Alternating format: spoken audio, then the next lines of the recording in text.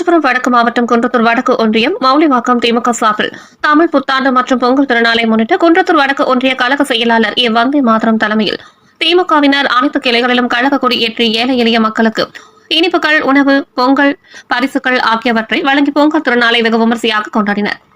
இந்நிகழ்ச்சியில் குன்றத்தூர் ஒன்றிய குழு துணைத் தலைவர் உமா மகேஸ்வரி வந்தே மாதரம், மாவட்ட ஆதி திராவிட நலக்குழு அமைப்பாளர் டி.க. பாஸ்கர், ஊராட்சி மன்ற தலைவர் திவ்யா சத்யநாதன், துணைத் தலைவர் வனிதா ராமகிருஷ்ணன், கிளை கழக செயலாளர்கள் சார்லஸ், விமலேஷ், குபேந்திரன், ராஜா, மாவட்ட ஒன்றிய அணி நிர்வாகிகள், உள்ளாட்சி பிரதிநிதிகள், மகளிர் அணியினர் மற்றும் ஏராளமான கழக முன்னோடிகளும் பொதுமக்களும் கலந்து கொண்டனர்.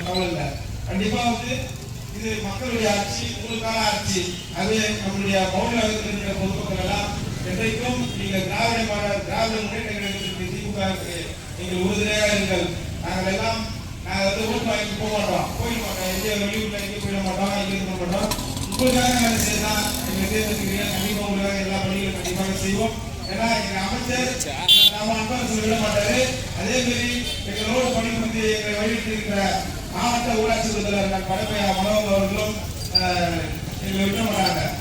அமைச்சர் கொஞ்சம் பட்டு தராங்கன்னா மாவட்ட ஊராட்சி பட்டு அவர் தராரு. அதே மாதிரி எங்க ஒன்றிய பொறுப்பு அதுல இருந்து அப்படியே நிறைய ஆளுநர் போட்டு வருவாங்க.